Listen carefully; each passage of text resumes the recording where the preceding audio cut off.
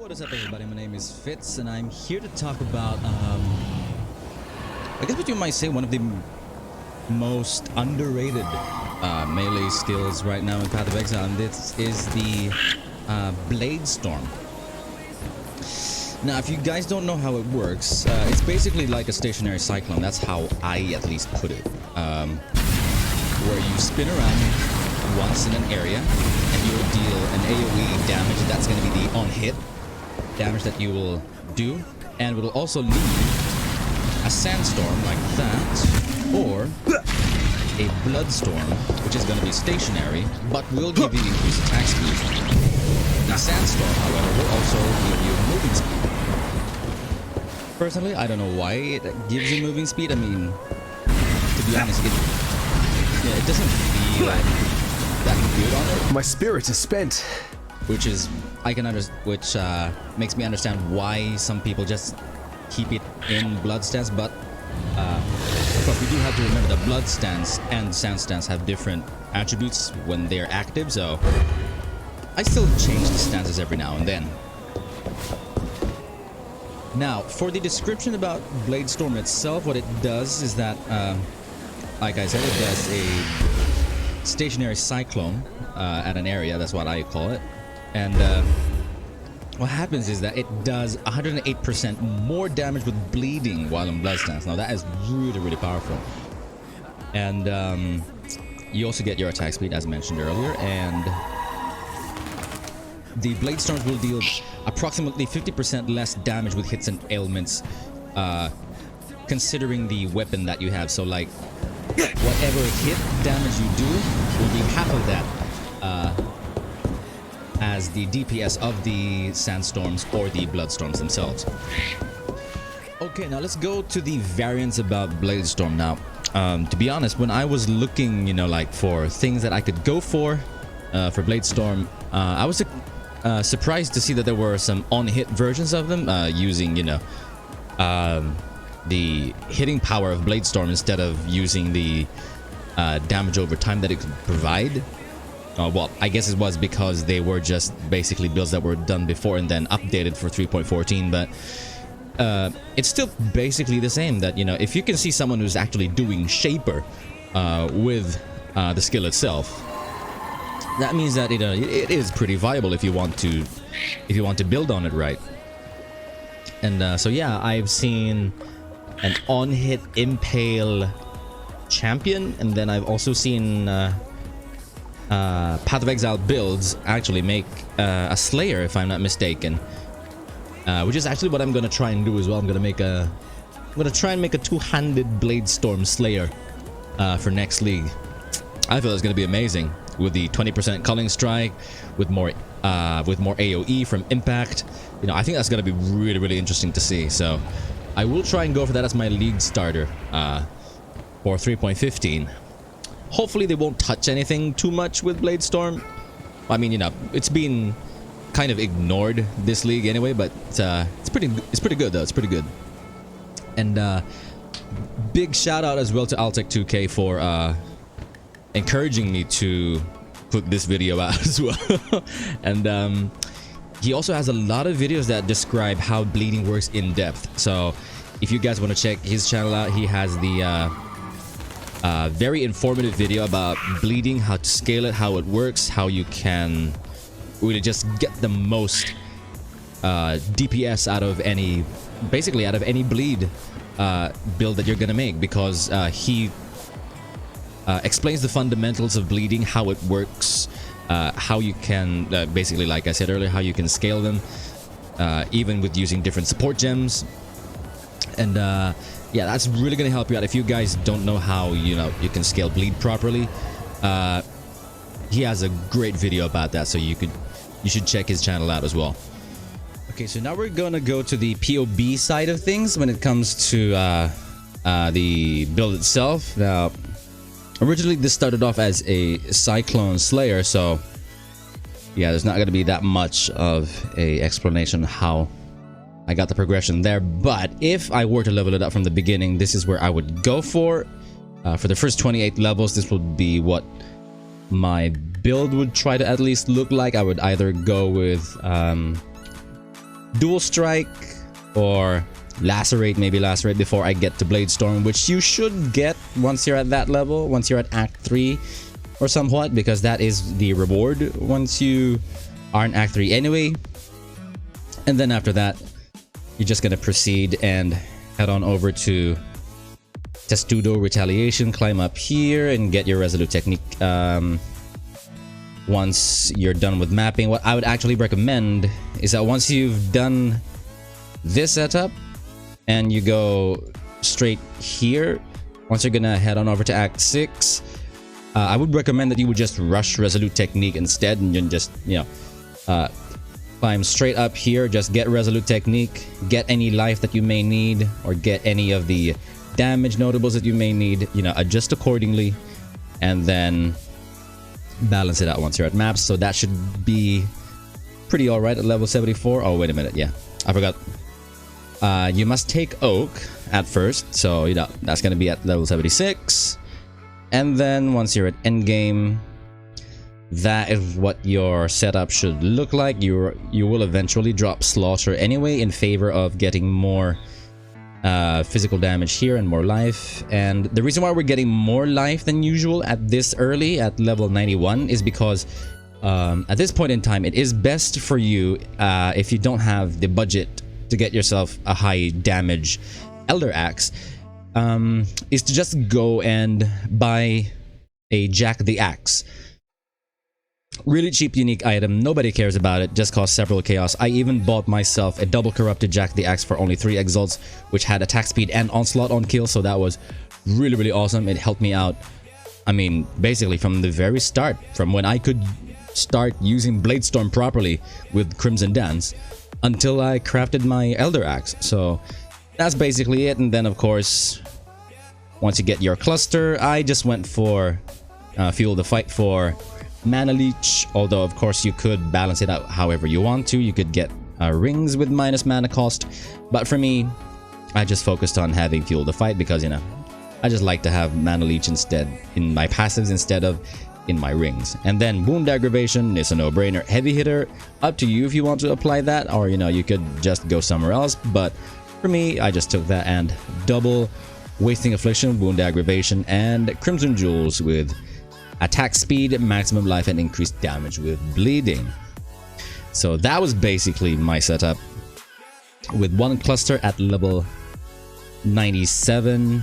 Now it was pretty close to the end game, and then here we are with our dual cluster, which is what we have right now. You can see not that much of a difference when you look at it, but it is a pretty substantial difference in damage. And the life, as you can see here, is still not that much though. So for me, it was a pretty reasonable sacrifice of over 300 life for almost 500,000 damage.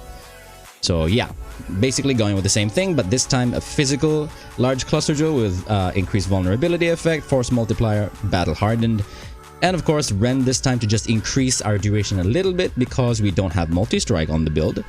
I went with a chance to bleed to have more harder hitting bleeds, and then, you know, of course your Wound Aggravation, and then another Wasting Affliction and Wound Aggravation as well, which gives us a pretty decent bleeding duration of almost 5 seconds per bleed. And of course we can still attack pretty quickly.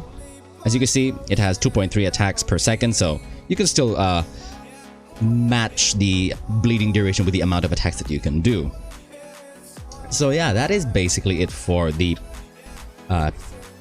passive side of it. I will include the PoE in the description so you guys can, you know, look things up and see if there's anything that you'd want to do, or you know, you can use it as a reference if you want to for any other thing that you want to go for in the future.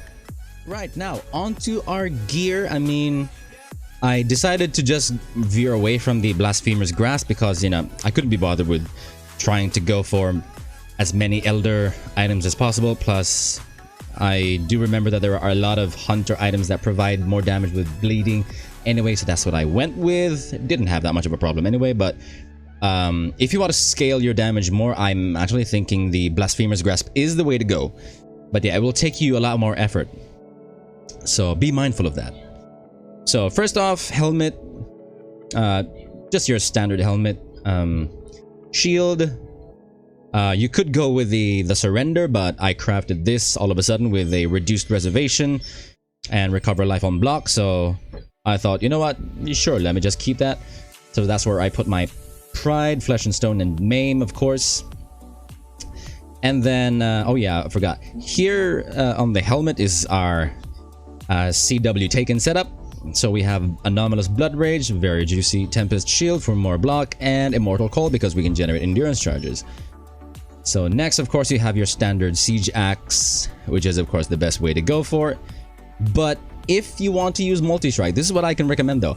If you want to use Multi-Strike on the build, I would actually say that you are better off using a Royal Axe because it has lower attack speed, but it has more raw DPS on it. So if you want, you could go with a min-max Royal Axe and just slap on Awakened Multi-Strike instead of Chance to Bleed, and you could still have a huge amount of damage. I actually think that would be the better way to go for if you were to go top endgame damage. So yeah, of course, stats gotta be mandatory. Flat Fizz, Tier 1 Bleed DOT, and of course as much attack speed as you could. I just slammed the Dexterity and the Fizz attack while dual wielding. Yeah, had some extra Exalt, slammed it. Better make the most of it. Apothecary's Gloves, of course, because we don't have Blasphemer's Grasp, and crafted that with the Hunter influence to have Fizz damage over time multi, and then resistances. So at least I don't have to worry about my resistances too much. Rings, of course, are going to be your Warlord rings because we don't need to rely on Elders. So we went with the increased damage with bleeding and bleed duration. That's why we have pretty long duration of bleeds despite having a lot of wasting afflictions. And we have that the same here as well, and with an additional vulnerability on hit, and of course flat damage, maximum life. I just had some energy shield on that, I didn't care, and some evasion here. Well, don't care too much. Still pretty nice though. And then of course with boots, an Ashling veiled pair of boots with double life, one flat and one hybrid, and then some lightning res and chaos res. I will show you how to craft that in a bit, but that's basically what I went with. And then of course Restlatha's Call, your staple, and a Fizz DOT Hunter Amulet, which of course is empowered with catalysts, so you can increase the Fizz DOT multiplier to 19%, and of course Restlatha's Coil. I mean, it's a bleed build. Restlatha's Coils are usually the best. And then lastly, for flasks, your usual Staunching Life Flask, a Lion's Roar, and a Rumies. I decided to go with Rumies and Lion's Roar just because, you know, Lion's Roar for the damage, Rumies for the block. I mean, the block on this isn't capped anyway. So once we use Rumies Concoction, that is when the block will get capped. And then with Tempest Shield, that is when we're going to have our additional block chance to keep us alive when Rumies is down. And of course, Amethyst Flask to get our Chaos Res to the positive, and of course, Flask for more durability by additional evasion. Now to the rest of our skill gems. Faster Attack, Sleep Slam, and Fortify is going to be my preferred movement skill. Of course, you could do anything that you want, but of course, Dash would have been nice, but it doesn't give me Fortify if we go through an enemy. So yeah, I decided to go with that instead. Gives us a little bit more durability. Divergent Bladestorm, of course, because the alternate quality gives us increased damage with ailments, thereby bleeding is more powerful. Awaken Melee Fizz, no-brainer. Awaken Brutality, of course you would. Awaken Deadly Ailments, why not, right? Divergent Ruthless. Now this is a bit of a curious issue by some of my friends, because they ask, you know, why would you go with that? Because it has reduced attack speed. But, you know, the more melee damage is actually offsetting the reduced attack speed with it. And given that we can still max out our Crimson Dance stacks, doesn't matter that much. And of course, lastly, 21-23 chance to bleed. Like I said, you could go with Awaken Multi-Strike if you want to, but for me, I didn't deem it necessary. You know, despite it looking a little bit slower, it is pretty alright anyway. And then of course, you have your War Banner, Portal here because I didn't know what else to put, and then an Anomalous Reckoning, which allows us to debilitate enemies when they hit, and life gain on hit so we can get a little bit more sustain, and a 4-link Vengeance with chance to bleed, brutality, and pulverize. And yeah, that's basically it. And of course, no build guide or overview would be complete without some bossing demonstrations, right? So here we are with Sirus at Awakener 8. Couldn't be bothered to switch it to 9, but you know, if you could do A8 Sirus, you won't have a problem at all. I mean, we also killed the Maven anyway with this build. And I have only died to the Maven during the memory game's last phase because it's been so confusing. What's this? A real but yeah, challenge. I'll show you how much damage it can do.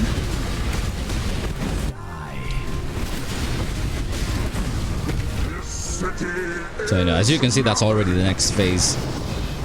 So it can do quite a lot of damage pretty quickly without even having to rely on multi-strike. And oh yeah, there's also one pro tip. Oh, I wouldn't say a pro tip, but you know, a casual's tip, if you may.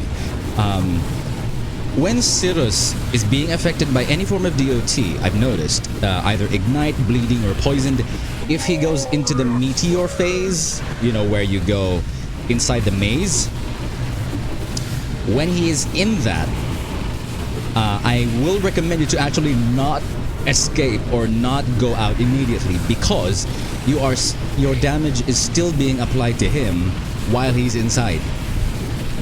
So you can at least maximize the amount of bleeding or poison or ignites that you have against Sirus, and just let him soak in all of the damage. Let's see later if we can get that done, so that I can show you. I am not so foolish. Die. Be silent. There. Die. Okay, well, I blocked that. What's the point? A bit of a shame that we didn't get any high amount of bleeds immediately with him, but that was pretty funny that we blocked that. So yeah, if you want a durability test, well, yeah, you know, I guess that's one, isn't it? But yeah, let's try and see if we can get him to another meteor phase. Uh-oh. Life really interesting enough to warrant all this pain. My spirit is spent. Die. Whoa, no! I couldn't move! Oh, well. That's why we were in softcore. Oh, you can see, he's already completed the phase. So that technically meant that we were still doing damage to him. He already went, your lives are meaningless. So yeah, if you have, you know, powerful enough bleeds or poisons or ignites, just let him do his thing with the skill. They will eventually deal the damage for you as well. Oh man, it's so dark.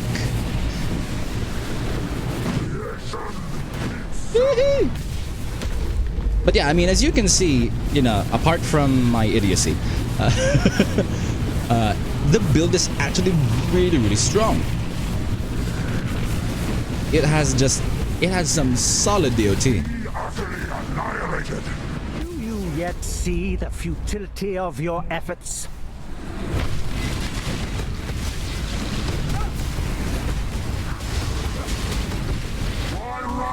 What's the point? Oh.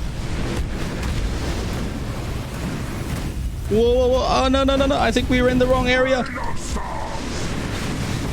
Oh.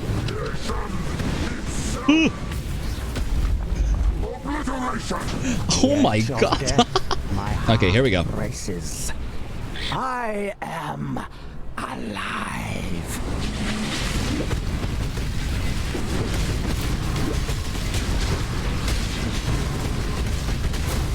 Oh, wow.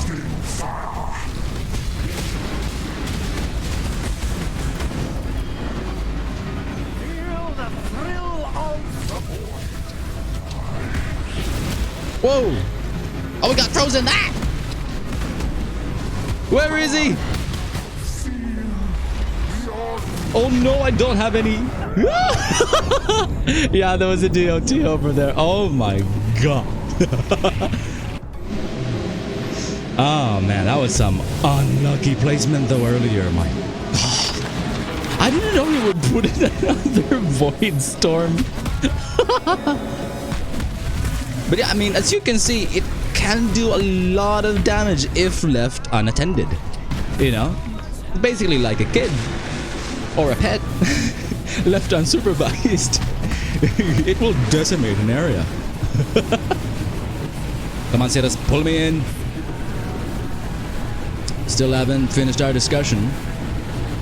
Is there an opening? Yeah, I think there is an opening. There you go. Hey! So yeah, as you can see, he was still getting some damage dealt to him. Whoa! Oh man, I was too late. Oh no. So yeah, there's 2 more portals left. Still pretty confident. I mean, you know, at this point in the league, who cares anyway, you know? I mean, Sirus hasn't given me anything important anyway this league. Like, absolutely nothing. And I'd be amazed if he gave if he gave something as valuable as an Awakener Orb.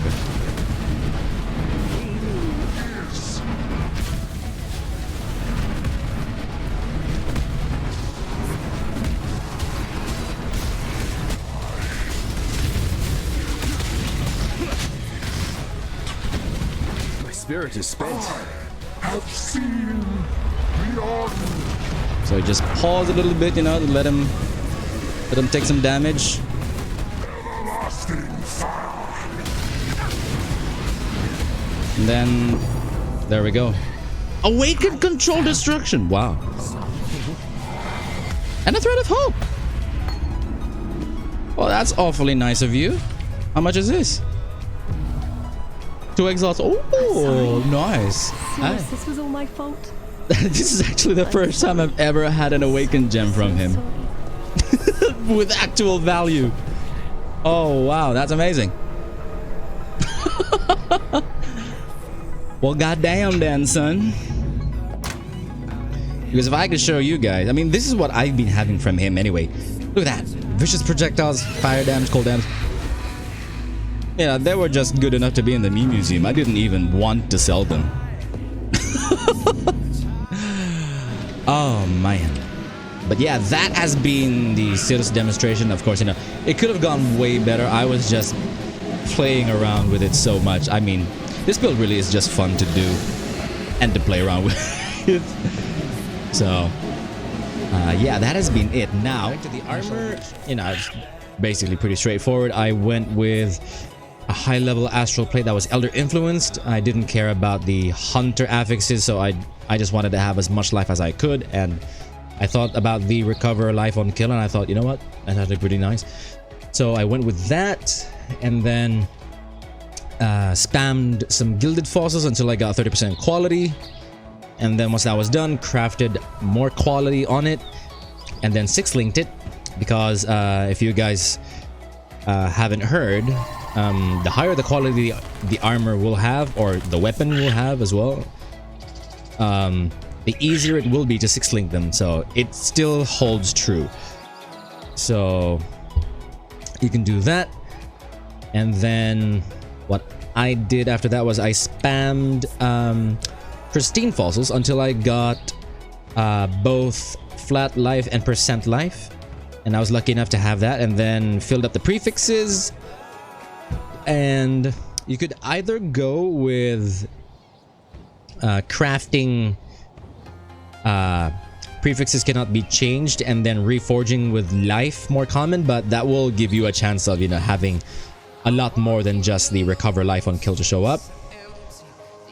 But you could go with that, no problem. What I did was I just reforged keep prefixes, and I was lucky enough to come across tier 1 life on kill and increased strength, which of course in the end will give you even more health, because More strength means more life. And then I finally slammed the fire res on it. I used an exalted orb to get that, and I was lucky enough to get it, so I just removed the crafted chance to block attack damage and Ashling veiled the block attack damage that you see on the armor right now. So yeah, for me, I think this is one of the best pieces of armor that you could get on a block type build. Not even just for the Gladiator, but basically anything that has block, or you know, anything that will need some high life. It is just really, really powerful. That's beautiful.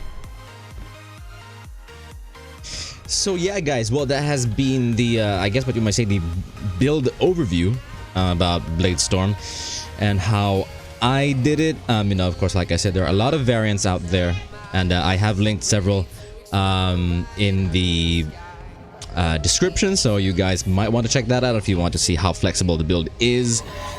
And yeah, that's been basically it. So big shout out again to Altec2k for uploading the video about his bleed mechanics, but that has helped me a whole lot in understanding bleed. This is the first time I've ever made a build a bleed build, and so you know, as you can see, it has worked out pretty nicely. So it is a very effective, in-depth video. It is long for a reason, guys. It lets you understand really, really quickly. So yeah, and of course, you know, I hope you enjoyed the video as well. I mean, it's definitely the build that made the quiet kid smile, let me tell you that, you know. And so yeah, you know, please subscribe to the YouTube channel. It'd be really helpful if you did. And of course, you can follow our Facebook page so you can get daily updates, because I can't post any stories here anyway. And you can also go on our Twitch. I also stream there, of course. And yeah, please like the video if you like it, dislike it if you don't, and provide your feedback, whether or not it's too long, too short, or not enough detail, too much detail. But you know, of course, I'll try to adjust as we move forward, because I really like making, you know, some of these builds and sharing these with you guys, so that at least you know one of the ways on how to get things done. And of course, in the future, we'll make some crafting videos as well. I love crafting, so maybe I can help you get some crafting recipes or crafting processes that will re-virgin that olive oil, eh? So yeah, thank you everybody so much for watching, and until next time. So yeah, that's gonna be it.